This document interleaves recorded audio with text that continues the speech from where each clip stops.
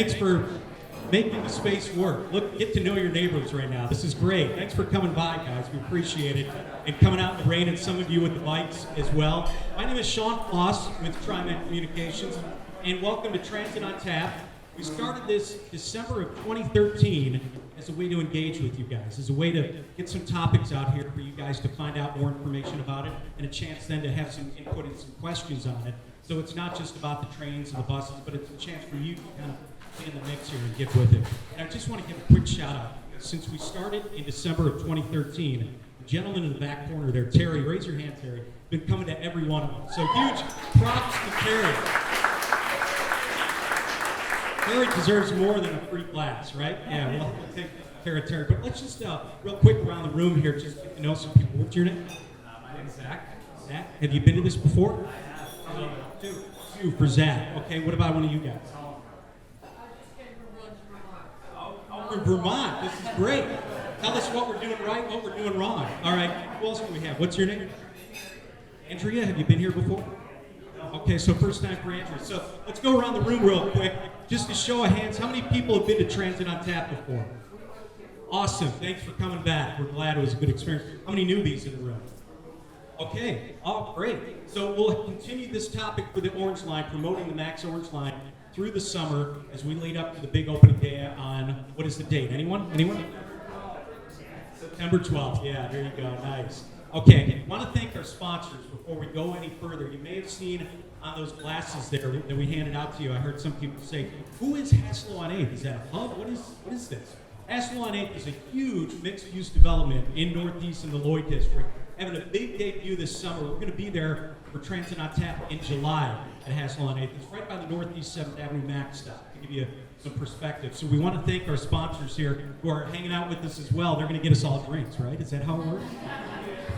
But anyhow, yeah, right. But the newest neighborhood is Lloyd Centers. They're called, surrounded by transit, streetcar, buses, red, green, and yellow lines of the Max. And also, not just that, tons of bike parking, right? There's going to be a valet, is that the idea? And it's going to be one of the largest in the country for bike parking. So we want to thank Hassel on 8th. Round of applause for our sponsor for making this possible. Before we get to our speakers, some of you may have gone down Powell here and may have seen some of the demonstrations that you passed by there.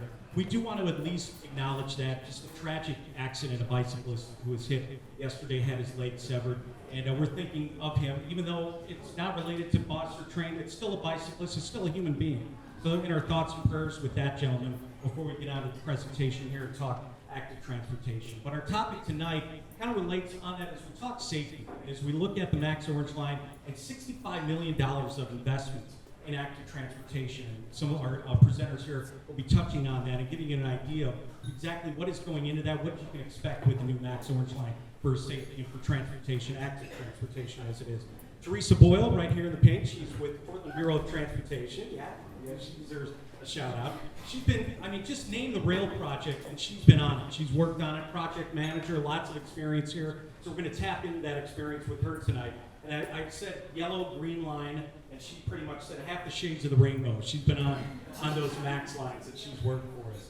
And Jeff Owen is TriMet's active transportation planner here. You may have seen him if you've gone to a lot of Transit on Taps. He spoke at one last year, a while back there. When he's not at TriMet and when you don't see him on the bicycle out about town, he's hiking and cheering for the Timbers Army. So he may have been the guy who speared the beer all over your back the last time of the Timbers game. But no. But we want to start off here with Jeff to get us going on some of the introductions here. Help yourself to your own individual tabs here as you see.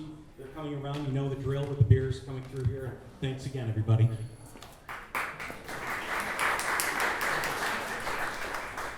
So just in case there's an empty seat, does anyone have an empty seat beside them? There's one here, one there, one here, just in case you guys would like a seat. Feel free to squeeze in. So thank you all for taking a little bit of your time today. Can everybody hear me okay? All right. So we're here because there's a transit project happening. You know, we all like to walk, we like to ride bikes, but if this transit project weren't happening, we wouldn't be here today. So the Portland-Milwaukie Light Rail project is a really nice extension to our existing rail system. All the way from downtown, across the river with a new bridge, all the way down to Park Avenue. So tonight, what we're going to do is we're going to start out kind of on the north side with downtown Portland and make our way across the river and down south all the way to Park Avenue. So we do have a new website, catchtheorange.com is where we put all of our events, a lot of good information, so check that out. As you can see, the event, if you were to go to the website today, is this talk right now. So congratulations, you've made it all the way through one event, almost all the way through. So the Portland-Milwaukie Light Rail project, just kind of one slide on the overall. It's a 7.3 mile project. It's the first of its kind multimodal bridge in the U.S. It's all about light rail and streetcar, and then also buses, bicyclists, and pedestrians, but no private vehicles. The opening date is Saturday, September 12th, as we already just mentioned. And near the end, we have a few events we'll plug that will give you a chance to get out there a little bit sooner than that. So this really brings our regional look at light rail to 60 miles in length and over 97 stations. The bottom text, just a real quick note that this is not just a TriMet project. This is many partners that are in this effort with us. So TriMet often, we're here corralling this crowd. As you see, one of our speakers is the City of Portland, but there's a lot of partners that make this project happen. So really quickly, why does a transit agency care about bikes and pedestrians? We're about buses and trains, right? But transit is the backbone of an active transportation network, and this is all across the region. So active transportation, when we say that, we mean bike and walk trips, and that's also very inclusive. Rolling, ADA access, it's a very inclusive term. So what that does for us as a transit agency is it expands the reach of transit. So all of the stops and stations, when you combine that transit leg with a biking or walking option, that expands the reach. So it reaches more households, more jobs, near bus stops and near train stations. So combining those two together, you really have a perfect pairing to reach so much of the region and give access and mobility options that really make this region livable. So one thing that was mentioned is the $65 million investment that this project has contributed to active transportation. And this is probably a little bit small for those of you in the back, but on the left are the cost estimates attached to the bike improvements, and on the right, attached to the pedestrian improvements. So at the top, we have the Tillicum Crossing, the actual bridge, of course, taking the bulk of that estimate. But we also just want to highlight some of these projects that we'll be sharing with you today. Lots of beautiful photos of some of the stuff we've already built and is opening up as time gets closer to September. So in total, over $65 million of this project went directly to bicycle and pedestrian improvements. So as most of us think about this project, generally in the region, a lot of us start thinking about this thing that's in the water, this brand new bridge. And so this is Tillicum Crossing Bridge of the People, east to west across the river. And so with that, I'm going to transition it over to Teresa, who's going to walk us through quite a bit of the bridge story. And then I'm going to come back up and kind of run down the rest of the line going south all the way to Park Avenue.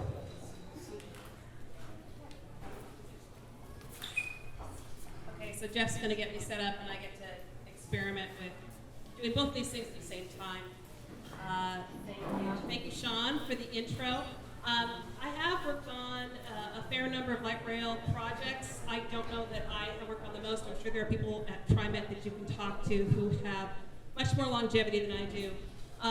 My first foray into pedestrian bicycle was being part of the team that put the walkway on the lower deck of the steel bridge and negotiating with UP Railroad and finding solutions for that. It was a fascinating process and really transformative. And I think that was probably for me the first project that taught me how major moves like that can make a huge difference in how we all experience our town. So yes, I was alive, but no, I didn't work on this project. So Portland's transit story, their big transit story, really starts in '76 with the creation of the bus mall. what we now call the bus mall.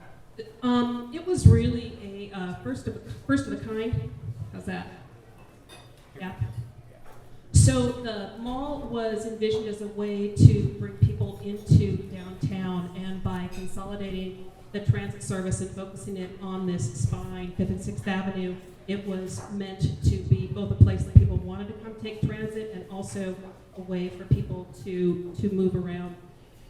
So it was great. These are things, these are quotable quotes that you could find probably in our publications, probably in others, about the transit mall. So it was fabulous. And it was great if you were on a bus, and it was great if you were a pedestrian. If you drove a car, not so great. You got turned off every couple of blocks because the mall was discontinuous. That was actually considered to be a super important part of the project by the federal government. It originally had been envisioned as having a full-length auto lane, and they said, no, if we're paying for high-capacity transit, it shouldn't really be for cars at all. So the compromise we came to was 3 blocks, and then the cars get turned off. So buses had something, pedestrians had something, cars had something, bikes. Yeah, so there are no bikes in this picture. There are no bikes really on the roadway. It was not a great place for bikes. Jeff and Sean both have mentioned to you some of the things about Portland-Milwaukie. My focus tonight will really be on the Portland segment. That's the part that I was responsible for, so about 5 miles of 7.3. So I like this quote. This is from Bike Portland last year. That the Orange Line, this project, might be Portland's biggest bike project ever. You know, you don't really expect a transit project to have a lot of bike facilities, but this one does. And it was a unique and unusual project for us. And there are, it's worth thinking, like, well, why is it different? Why is Portland-Milwaukie different than the mall or than Interstate or I-205? And in part, it's because it's what I would call off-road. You've got a place you're crossing the river, someplace that there's never been a connection before. We are going along freight rail, where you're going on pieces of alignment that aren't a standard roadway. And when you have a standard road, if you think Interstate Avenue is a good example, it's pretty straightforward to figure how to just widen that roadway and put bike lanes on, widen the sidewalks. It's a straightforward process. And this project was basically none of those things. So we also had some expectations that we were really being told that we needed to do. These are quotes by the mayor. These are quotes by TriMet's director, the GM, and by my transportation director at the time, really speaking to the quality of what they expected to have happen with Portland-Milwaukie. So I'm not the only one that had been doing transit for a while. At the point we started, the group of us, a combination between TriMet and City of Portland and some of the consultants, had been working together for over a decade on the projects that you can see there. And I think what that gave us was a lot of familiarity with each other, a lot of familiarity with how to problem solve, but also a lot of familiarity with the place that we live. And any number of our conversations about this project was, well, do you remember what we did here? It maybe worked, maybe it didn't work. I have a lot of experienced cyclists and pedestrians. Everybody's a pedestrian, and transit riders. So those things really did help us with the project design.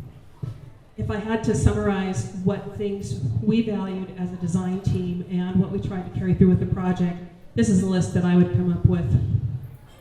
The ones that I think that are particularly interesting here have to do with closing gaps, understanding the system, and being able to connect to desired locations. So when you're starting a design process like Portland-Milwaukie, really, or anything like this, when you're looking at transportation, you would want to ask yourself these couple of questions. Where are people going now? Because adding transit is going to change those patterns And are there problems with the existing system? You know, if there's no other pavement and what you have is a paved trackway, that's where people are going to walk. That's where people are going to be because that is the only pavement. Well, we did know that there were some problems, and those of you who are familiar with Southeast Portland may recognize that. That's the pedestrian bridge over Brooklyn Yard. This is the undercrossing under Southeast 17th at Powell. And then this is the freight rail with the Oxford Abernathy, the Clinton area here, and the river in the foreground. And we were seeing a whole lot of people riding along the freight rail tracks because they couldn't easily get to the river any other way. So we knew when we were designing this project that there are some challenges that get built in when you try to figure out how to convey to people where you might want them to go. These are pedestrian scale challenges with cell phones, right? China's first mobile sidewalk, it's got markings and it's got signs, and people are still like walking wherever they want to walk. You know, pay attention while walking. Your Facebook status can wait. This is on Southwest 4th, the Peach Schmitza. Cell phones have been tough for the business that we're in. But then cars. You know, you drive a car, and a lot of motorists don't necessarily pay attention to the signs. But then we talk about bikes. And I feel completely legit putting this comment in here because it is from Roger Geller, our bicycle transportation coordinator at the city. Bikes are like water, they go where they want to, and they're hard to control. And this is my best representation of water that's out of control, hard to control. It's really hard, actually, to deal with water when it gets into a state that you are not prepared for. So people have lots of feelings about signs. I don't think anybody really likes to be told what to do, whether you're a human, whether you're an animal. Everybody's got an opinion. Okay, this is actually, I will tell you, this is from the mall. When we were building the mall project and a detour sign that we put up and someone's editorial about being sent out of direction. So, yeah, people and signs. But this is actually not new to us. So this is pamphlet that I found, 1944. This is what the Army was using to educate its inductees on their appropriate behavior. And you were private troop if you weren't paying attention. So this is kind of hard to read, but this one says, let's see, between intersections, the driver isn't expecting to encounter people on foot. It's between the intersections the driver lights a cigarette, window shops, or speeds up to make time, and there you are. It's telling people not to cross the street in the middle of the block because somebody might be lighting their cigarette up.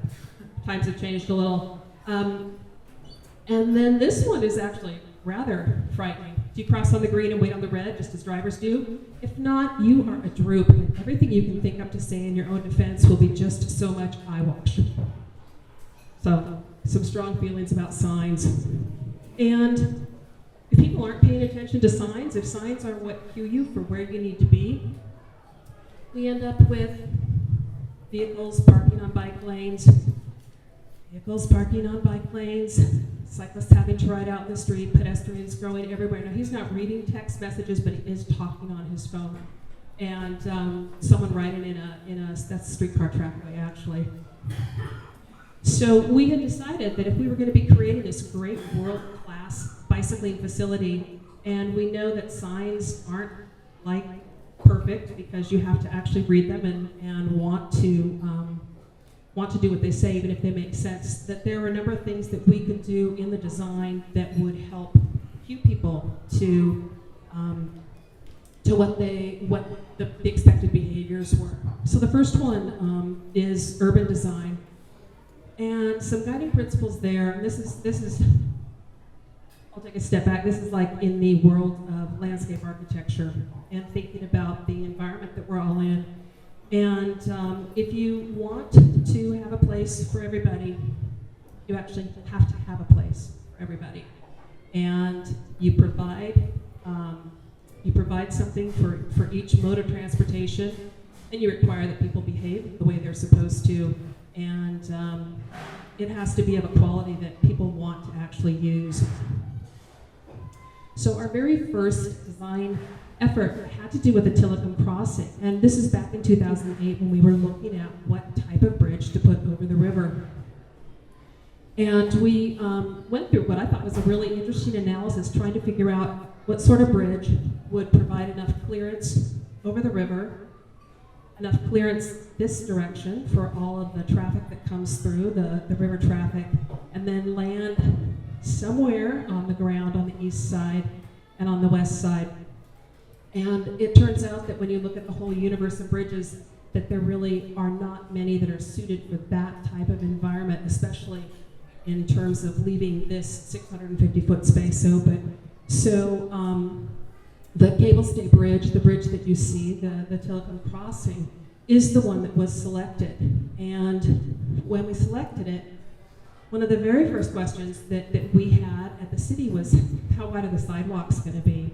When the South North project was envisioned, originally there was supposed to be a bridge that crossed over near OMSI, but north of where this structure is. And at that time, this would have been, it was in the 90s, and the structure was envisioned to have light rail and then a multi-use path of a sort, a bike ped sidewalk, if you will.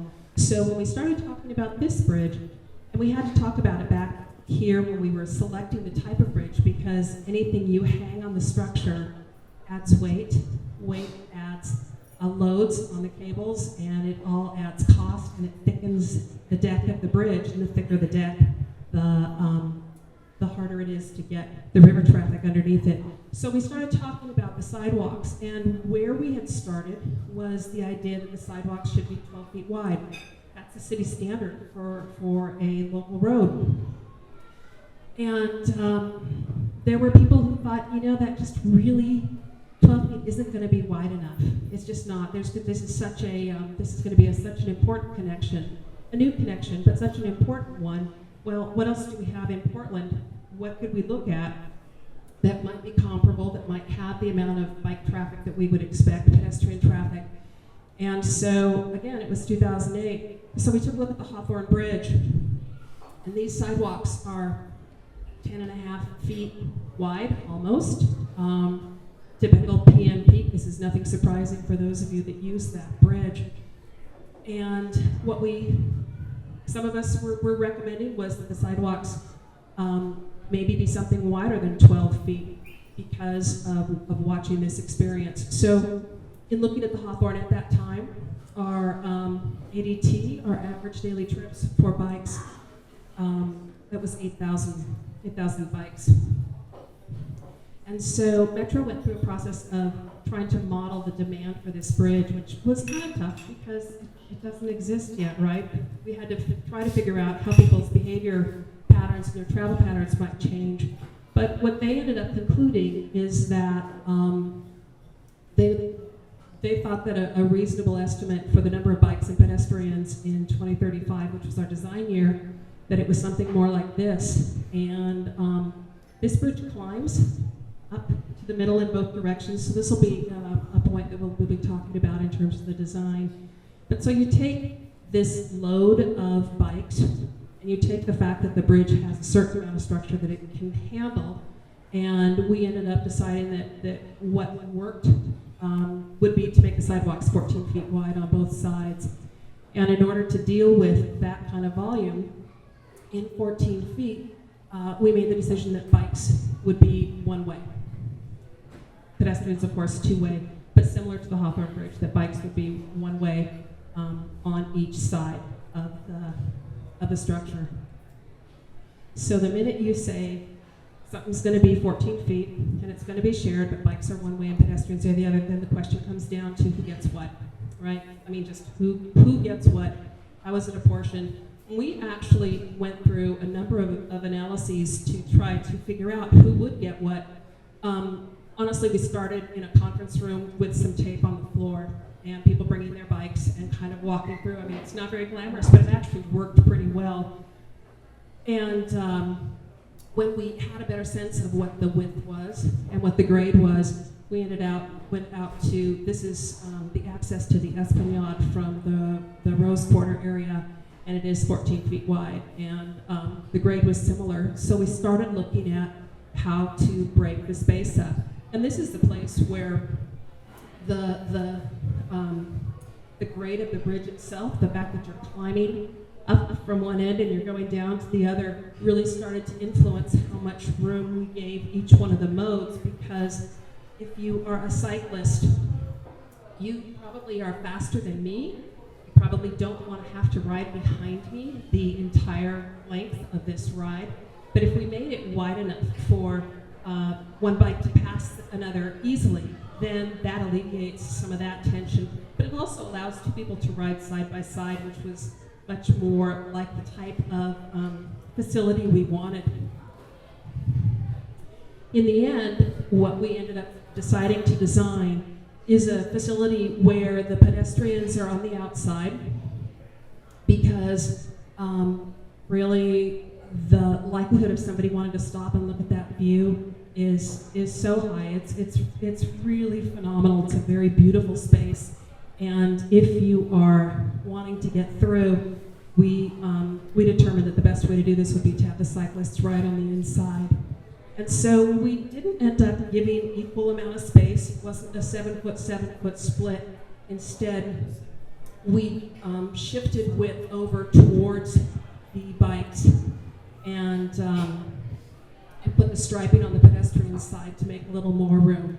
All right, I haven't even taken a breath here. I don't know how long I've been talking. Let me get some water.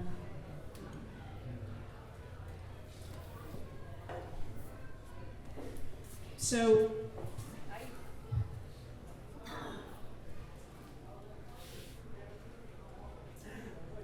there it is. So, like I said, this was the thing that framed all of our design back in 2008, once we decided that bikes were going to be one way on the bridge, because once you know that you have a bike that's going to be one way, you need to figure out how cyclists get to the bridge. And we knew we were going through an area where there was nothing. There was no grid in South Waterfront, so our bridge goes in this area, and it lands over here somewhere in Obsey, and there's absolutely nothing to cue people to how to get themselves set up to be on the structure. So we did a mode analysis, which basically looks at every single thing that's going to end up using that bridge and trying to figure out where it should be. So the red is light rail. The black here are the light rail platforms. Those are streetcar platforms. This is on the west side down in South Waterfront, and the roadway alignment is called Porter, which is why it was the Porter mode evaluation. So we were showing light rail that comes across the bridge, would stop at the station, and then go up on the viaduct. But if you were the streetcar that followed the light rail, you would be here in blue, you would be using the other side of the platform, and then you'd get onto Moody, vice versa. And if you were a bus, you would make this same trajectory, but then you too would be following the trains. And because we needed bikes to be one way, we knew that back here, this is the Moody cycle track, that we needed to figure out a way to bring cyclists in and up and onto the structure and then come back out. This is future roadway in South Waterfront. That's Bond. So we did this analysis to figure out how wide a street would have to be. I mean, we've never actually had to do that before. We've always had these streets and said, ooh, that's not wide enough, so maybe we need to make it a little wider. This actually was from the completely different direction. As a result, Porter is 126 feet wide, from back of sidewalk to back of sidewalk. Interstate Avenue is 100, so it's significantly wider.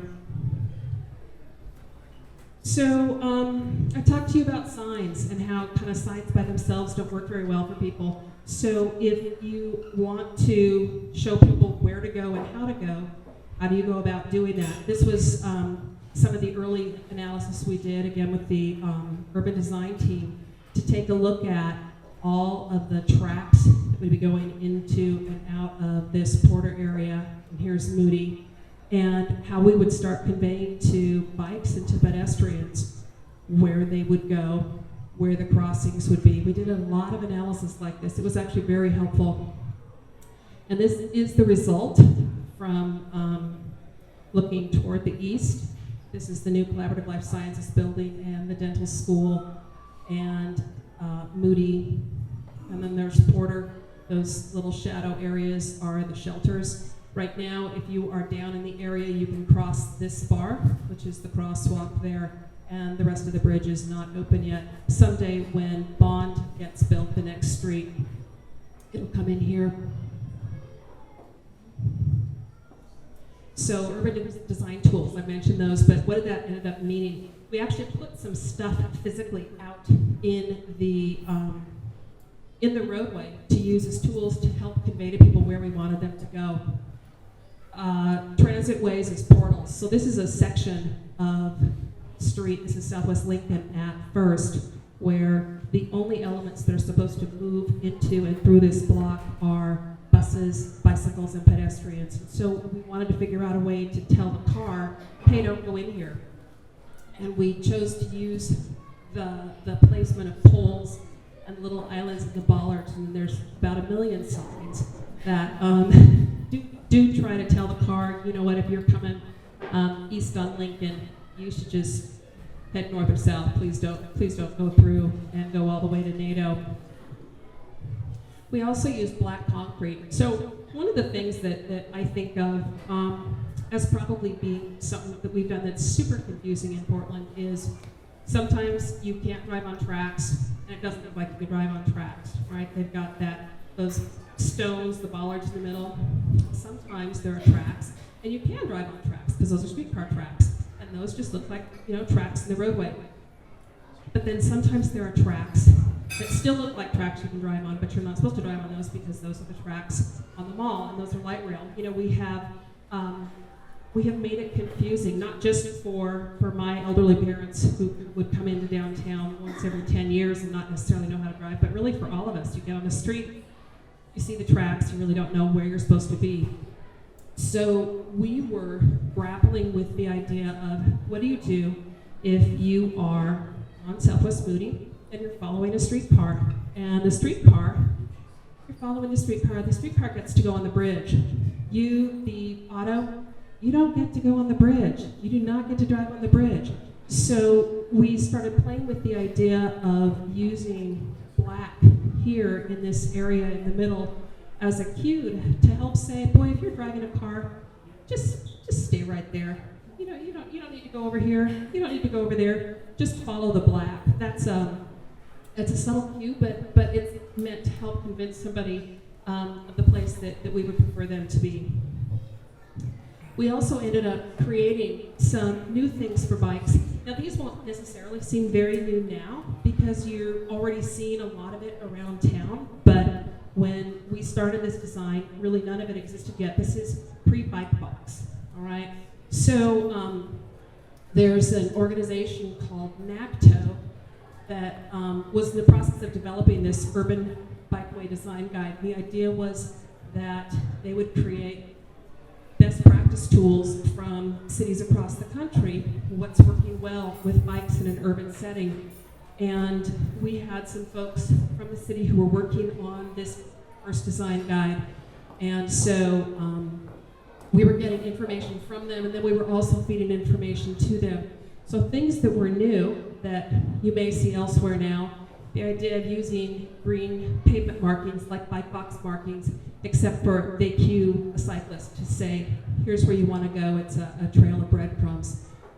Use of green tactile, green crosswalk striping, the addition of left turn bike boxes, which help cue a cyclist to make a 90-degree turn across tracks, making the pavement markings a smaller scale so it makes them more visible.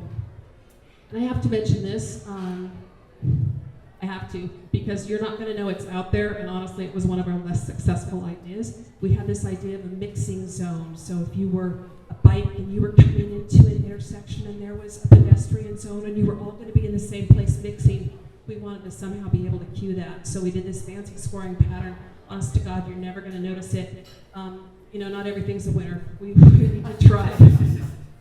So this is an example of green cues. And Jeff talked to you about having beautiful and remarkable pictures.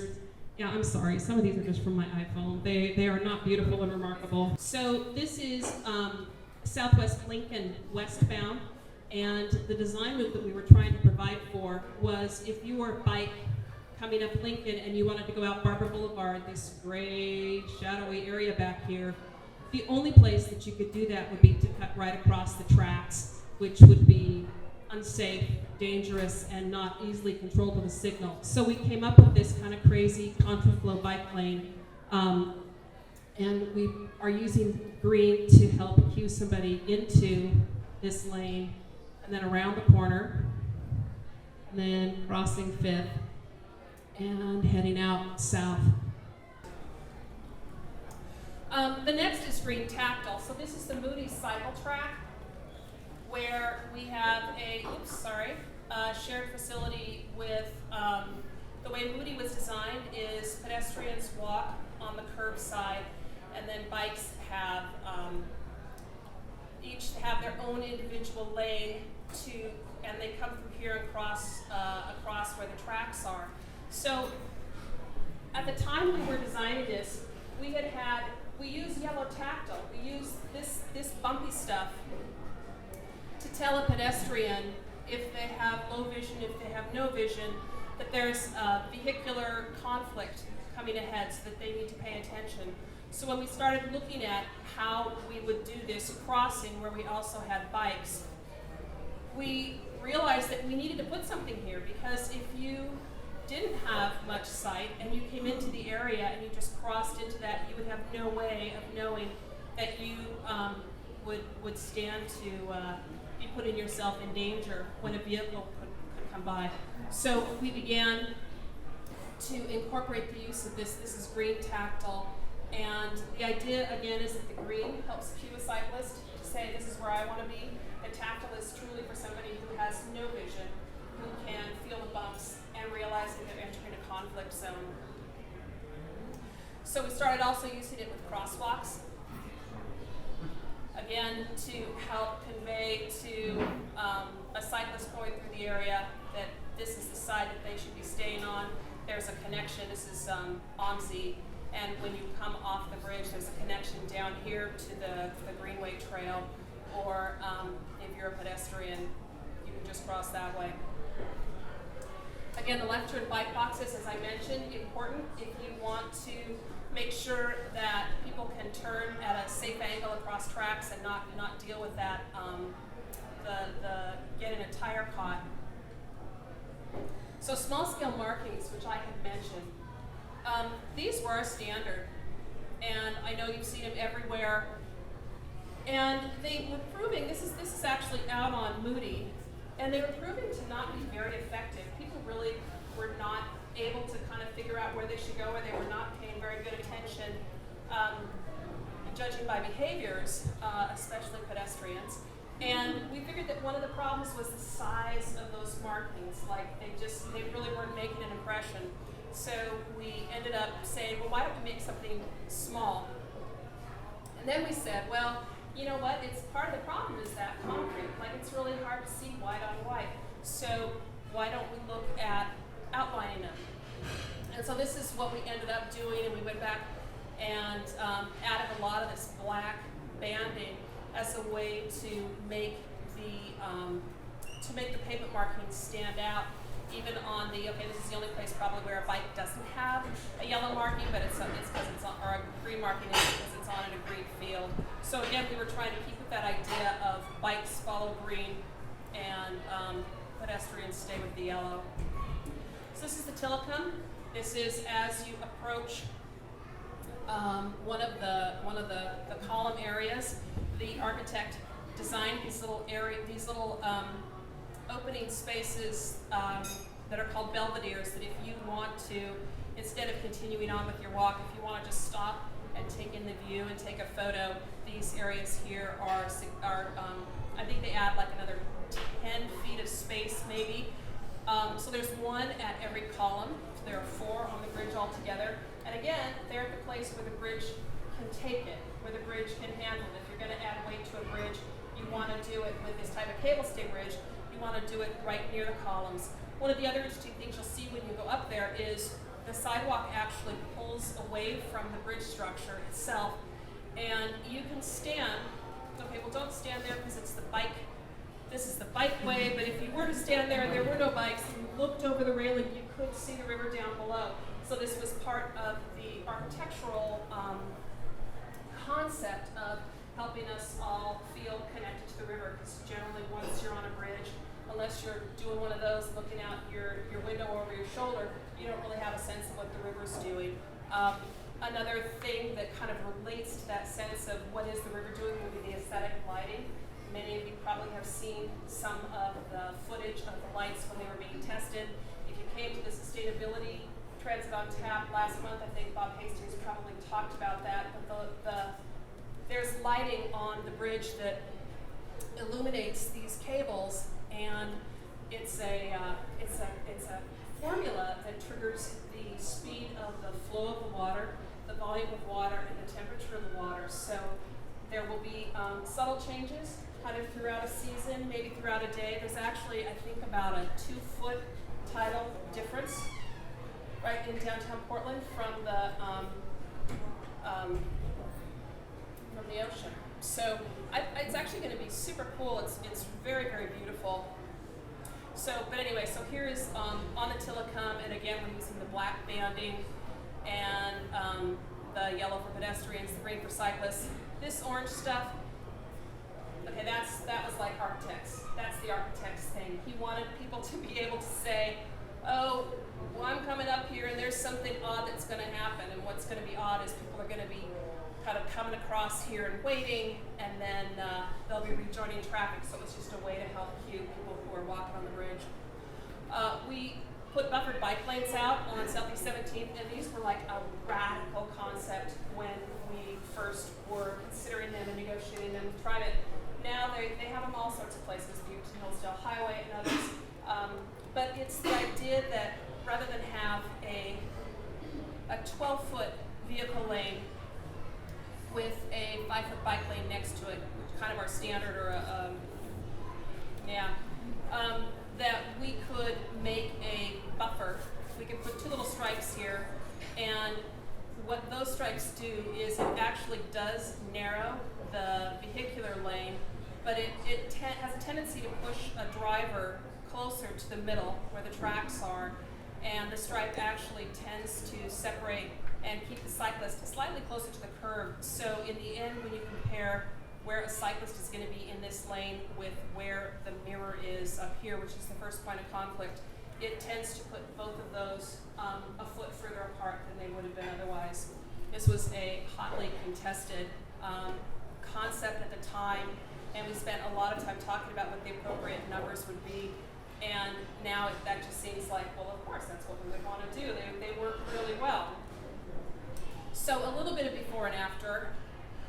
The very rickety, railroad-owned pedestrian bridge is gone, and in its place will be this amazingly beautiful structure with stairs and an elevator that will open. I think it opens sometime later this summer. It's open before the project opens, I think. I'm just going to say that's what I think. And then here along the freight rail tracks, we have a connection coming off the bridge, and that's the bicycle pedestrian connection that comes through and parallels those tracks and provides people a better way to get in and out of Southeast Portland. And so this project kind of looks like it's done, right? They showed you the countdown clock, and it's 120 something days. And it does. It looks done, and it's not done. So we aren't done. We are still hard at work. Our contractors are still working, and so there are a number of tweaks and fiddles that we will be doing and are continuing to do. So that was the clock today. And in the end, $65 million. And the project is 7.3 miles long, so we actually have more miles of bike lane, 446 bike parking spaces. There's actually a whole story about bike parking and this project that's very interesting. I think Jeff will probably cover that. And more sidewalk than bikes, more sidewalk than trains. It's a pretty phenomenal improvement. That's everything I got.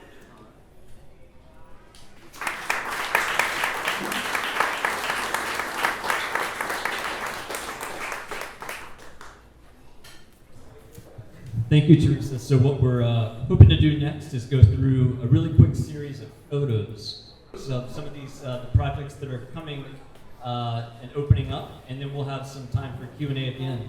So Teresa went through some of these, so I'll go a little bit quick, starting in downtown. We're going under the harbor structure, so a new pathway. This is between River Parkway and Moody. Using the green tactile, now the signals are on. So be careful, obey the signals. Again, detail, we have signals specific for bikes, specific for pedestrian movements.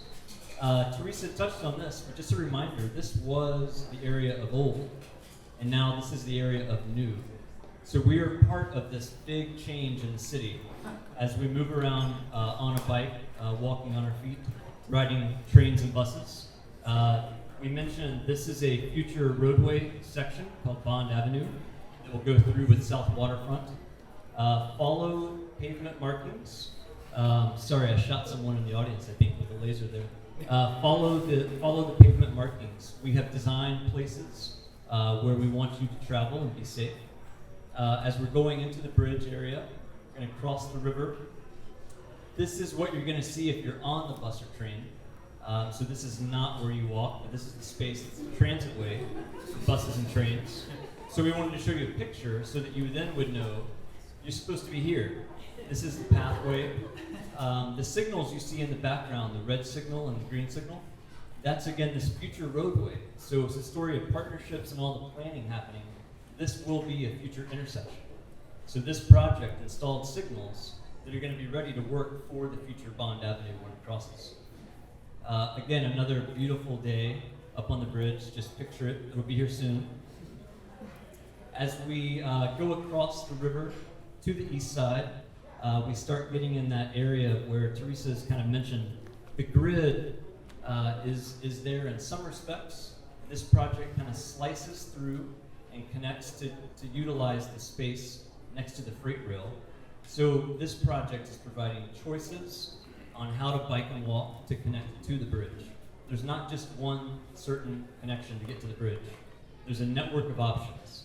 So if you're coming from the waterfront path, you have an asphalt section here that's going to bring you up, and then just around to the right, where this gentleman's going to bike up and hang a right and go on the bridge. It's asphalt because there's a future development potential here that's going to rebuild the trail even better in concrete. So there's a lot of coordination happening. This is the Carruthers approach. So if you're on Carruthers, westbound, you have a bike lane and a way to get to there. We are using sensor markings. So if you're on a bike, we've mentioned the green cues, you follow the green, and this is exactly where we want you to put your front wheel and your back wheel to be picked up by the sensor to make a safe crossing of the roadway. So with this project, we are doing new crossings, new options. These 3 yellow signs are all about quiet zones for the rail. So pay attention to these signals, to these signs. We want you to be safe crossing the tracks. This, all of these things will light up. These red lights will light up. But you need to make sure, and please remember, anywhere near the crossing, look both ways, be careful. This is another area at crossing Clinton, coming off of Clinton, crossing 11th to 12th. We have bike signals, again with green sensors. We're providing over 445, I guess we're 446 bike parking spaces in the project. That includes secure bike parking. It also includes areas like this that are covered, but you walk right up to them and lock your bike without having to reserve ahead of time or buy into a system. So we're providing you an option of ways to lock your bike and then board the train. As we move south down 17th, Teresa had a great photo that showed the buffered bike lanes. This is an improvement that's alongside Powell that goes under 17th where the transitway crosses above. We have a multi-use path. This is looking north, back towards downtown. So again, running right beside the transitway. Going down southeast on 17th, providing rectangular rapid flashing beacons to help people safely navigate, cross from the multi-use path back to the buffered bike lanes. This is one of those great shots. Who's crossed this whole bridge? All right. So we can all be on the same page here. So I want to highlight these 9 items are the main improvements. So glass elevator cabs, improved visibility and security. Sorry, this is small from the back. Elevators have 2 doors, so similar to the Gibbs Street Bridge. If you're on a bike, you come into it, press your button, you go up, the next side that opens, you ride straight out of. No turning, no need to turn around. The length accommodates bikes with trailers. Who rides a bike with your child? With trailers, with gear. So this is designed for you as well. The span up on top of the Lafayette crossing is going to increase, doubling in size from 6 feet to 12 feet, adding a little bit of width to the stairs from 6 feet to 8 feet, et cetera, et cetera. Closed circuit television, bike gutters. If you don't want to take the elevator or wait for the elevator, that's the thing you put your bike wheels in to help you ramp it up the sidewalk. Sorry, not the sidewalk, the stairs. So this is a $4 million improvement alone, splitting costs between the project itself and Union Pacific Railroad. So quick reminder, the photo lifting the span into place, and this is that future rendering of what we're soon to experience, showing the straightened stairway there for improved visibility and the glass elevator for visibility. So as we go further south, we can't quite hit on every single improvement the project is building, $65 million worth, but I just want to highlight a few. So this is Tacoma Station. So the gray line here is Springwater Corridor. So if you're biking in from the neighborhoods in the east, you're coming over the existing bridge. The project is going to build a car park and ride, as well as a bike, what we're calling a bike and ride, so a secure facility, standalone building. And we're also building a connection to get you from the trail, this gray line, to the transit stop. So if you bike on that section all the time and you bike all the way into downtown, that's great, keep doing it. If you want an option to hop on the train and do part of your commute by train, we're going to help you make that happen. So Tacoma right now is a big construction site, but this beautiful rendering we have to go on shows a new roadway connection from Tacoma.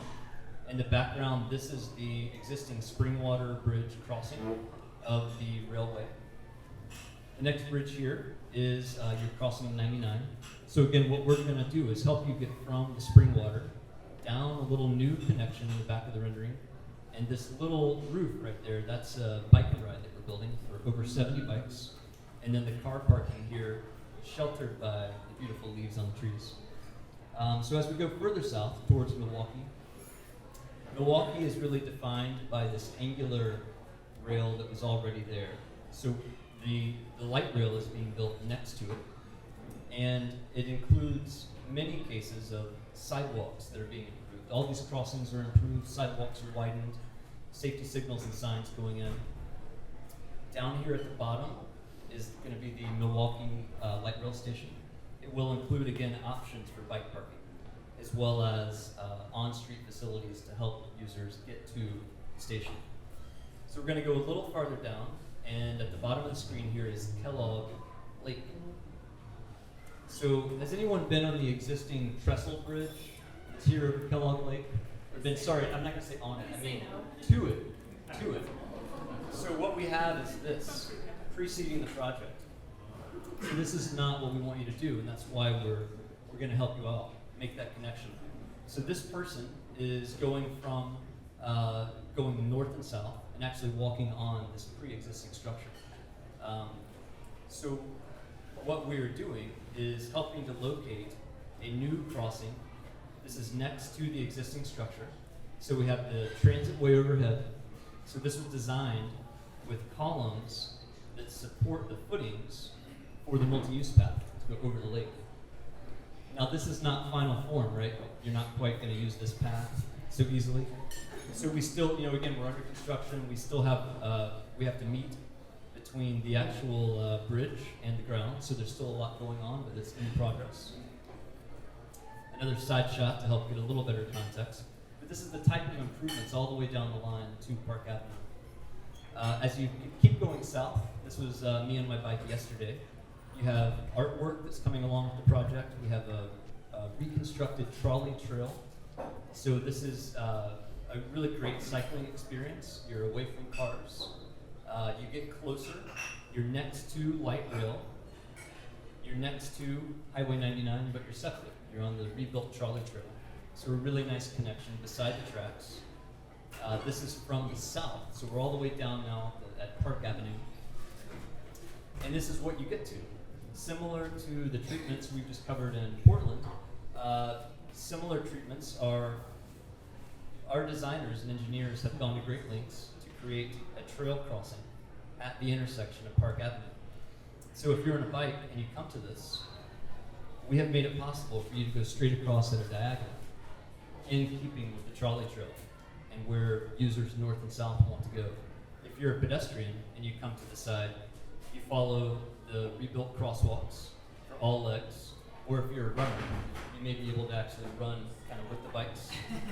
Not what we designed for exactly, but you can probably make it happen.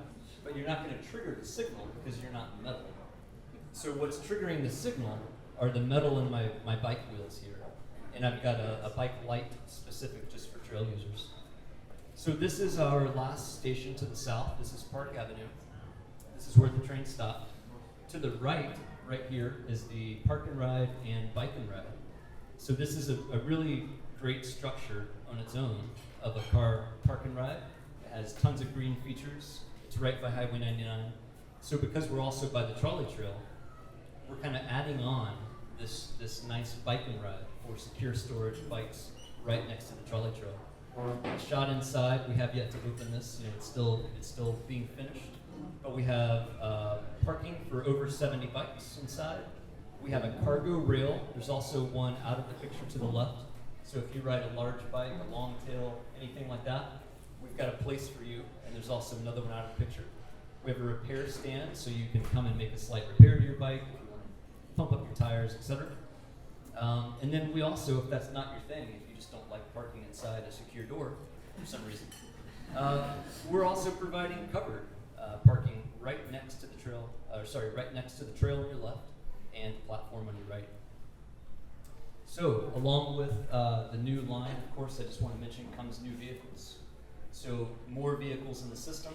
You can still bring your bike on board, but we really want to help make sure you're aware of all the bike parking options so that you don't have to rely on that because capacity is constrained.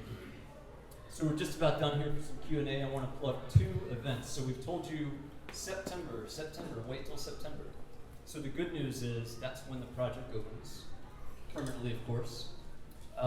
In August, the month before bridge opening and the project opening, we are partnering with Bridge Pedal, that you probably heard about, to provide access for the bridge pedal to come and use Telephone Crossing. So that's the morning of Sunday, August 9th. That's a very early ride. Who's done a bridge pedal before? That's a good, at least half of us. If the bridge pedal's not your thing, maybe you've tried it and you said, wow, that's crowded, or you've just done it and you don't want to do it again, or you want to take a year off, you have the option to come back in the afternoon, and we're going to open the bridge in the afternoon, the sides, of course, where we want you to walk and bike, calling it the People's Preview from 1:30 to 4:30, that same day in the afternoon.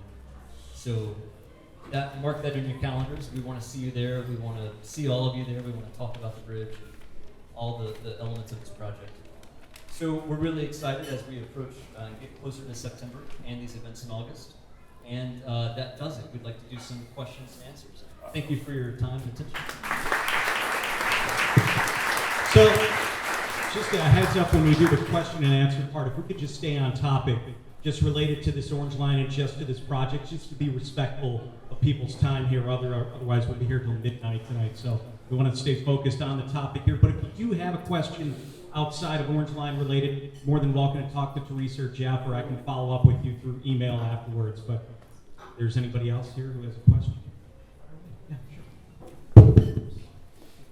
you kind of skipped over on McLaughlin, it stopped at 17th, and then you went straight to Tacoma.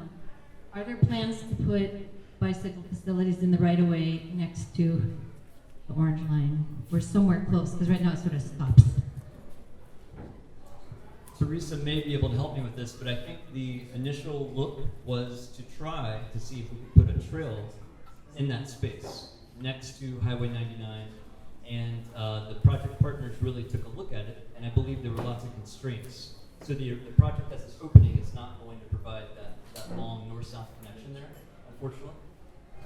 Yeah, we go as far as Ella, which is where the UP Railroad's driveway access is in and out, and there's a signal. So that's as far south as the multi-use path goes. As far as bike facilities and connections to transit, there's going to be a beautiful station at Bybee with a whole lot of bike parking down below. So that's another place to get to. Really, the constraints for McLaughlin itself have to do with ODOT needing to reserve the potential for a widening project there someday in the future. So that really, as a someday, as a maybe, you preserve that space. And actually at the time, there really was not that much interest, I would say, between the communities really feeling like they needed that as an additional connection in between Milwaukee and Portland. Yeah. Go ahead and shout it out, and then we'll repeat it. Yeah, totally. First, I want to say thank you both, and thanks to all the organizations that are making this great infrastructure. Been using it on and off so far, and it's fantastic. And I just wanted to give a heartfelt thanks to making this a better place to ride bikes. I was just curious. One thing, the west side off ramp, I guess, goes on to Bond, whatever the one is over there. You showed all that. Goes on to Moody right now. Yeah. And I was just curious why, and I bet it's a cost, Bike and Ped didn't continue on that viaduct or whatever that thing is called and go all the way to Lincoln in like Casey. Right. Maybe So, repeat that. yeah, so the question was, if you're on the west side, and you are coming off the bridge and you cross over Moody and the cycle track, and the buses and trains go up on this neat structure and they thread themselves all the way up to NATO, and how come that's not a bicycle and pedestrian piece too? I would say that, yeah, cost was an issue, but also, and you'll get this much more clearly when you actually get a chance to ride the train or a bus there, is we were threading our way through the columns for the Markham Bridge. So there was like one place that we could put that structure, and the width that you would need to do the addition made it tough. Plus, you know, if you think about it, like once you're on it, you're stuck on it. I mean, you're up in the air. You can't very easily get down to River Parkway. There was no way to make, unless you added an elevator and stairs, and so it really just grew into this astronomical thing. Yeah. Sure, go ahead. You showed one of the so-called quiet zones. I've got emails about that. There's a number of those quiet zones for trains. I gather what it means is that trains are not required to sound the horn as they're approaching the crossing. But it did show a standard railroad crossing with the flashing lights. And do you know if there's going to be an audible signal too, coming from the crossing warning? So there'll be an audible warning. Yeah, so the gates, when the gates drop, they've got the bells. Yeah, the gates were just up. The things that allowed us to get a quiet zone approval for the area in Milwaukee and in Portland had to do with rebuilding the intersections in such a way that a car couldn't drive around the gates and get into the crossing. That's the Federal Railroad Administration has a whole bunch of requirements for when they feel the crossing is safe enough that they don't have to sound the horn. Otherwise, yeah, if you're anywhere in that inner southeast area, the amount of distance away from a crossing that the trains have to start sounding their horns would end up making it like this one continuous horn blowing effort all the way from Powell in. But that's how come. So yeah, it has all the standard gate arms and bells and lights and stuff that flash. Yeah. Yeah. Other questions? Yeah.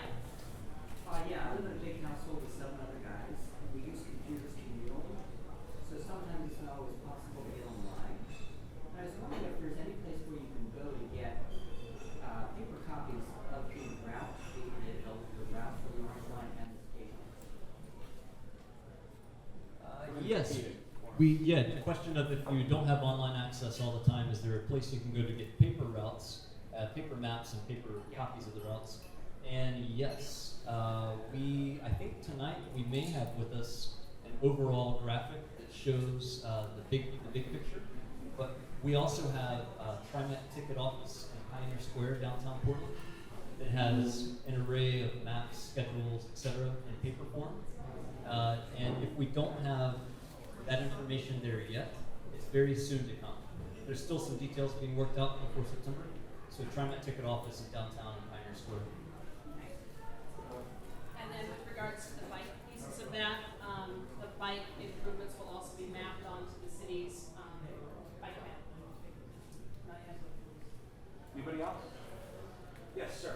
What's the plans to get the bicycles from First and Harrison up toward Portland State, when you get all the bikes crossing the bridge and going straight west? Yeah, so the question was, what happens to bikes at First and Harrison and how do they get to Portland State? And you're right, that is not the connection that we designed for. Right now, bikes stay on Harrison and use the bike lanes on Harrison, and it's a climb. So this project did not do anything, obviously, specifically about that connection, except for the path that goes underneath the harbor structure. But Portland is embarking on a review of the bike network, the Central City Bike Network, and I expect there will be a lot more attention focused on those connections. It's a challenging area to design for, but we're well aware, and Portland State's been very vocal about having their bike hub at the PE building at Montgomery and having a lot of that traffic traverse. I wish there were more options, but when we built the South Auditorium park blocks, that beautiful Halprin sequence of parks and fountains, we closed the roads, and so there is pretty much only Lincoln and Harrison between 405 and Market. So we're kind of stuck with what we have. Yeah. Just a real quick addition is if you don't want to cycle uphill on Harrison with Sharrows, you can go, we did create just an asphalt path along the eastern edge of First Avenue that will get you one more block over to Lincoln. And at Lincoln, we do have an uphill bike lane towards PSU, and then that's where that green kicks in that you perk around at 5th. And if you're coming downhill from PSU, there are Sharrows in the lane because you're kind of moving as fast as local traffic. So at least going between 1st and up to 5th, you could go just one block over to Lincoln. That's recently reopened now and have a bike lane the whole way. That's right. Sorry, there weren't bike lanes on Harrison. My brain fade. But then your catch there is that you get them on Lincoln going up, and that path absolutely dead ends at 4th. They can't go down 4th and 5th. You want people to go south and not north toward the Portland State. Yeah, so you would want to go down 4th at that point and go over and use College. You could also get into that area of the Halprin sequence and use one of those side crossings. Yeah. And yes, okay, I do wish there were bike lanes on here. Any other questions? All right, just want to remind you, June 17th, we're going to be at Bridgeport Brew Hub. More room, more space. But where the past meets the future, we're going to be talking about, this is a cool topic, all the findings from the archaeological dig during the construction project. So we have our resident kind of historian within TriMet who's going to be talking for us on that. So that'll be pretty neat. And remind you to email us here ontap@trimet.org with topic ideas that you guys have. So once we go through the Orange Line topics in August, then we'll start back up with any topics that you guys may have. And if you want to share some feedback, I know somebody may have feedback about the microphone. But yeah. Thank you, Teresa, for putting up with our new microphone. She was great. And Jeff as well. No worries. Awesome. Thank you.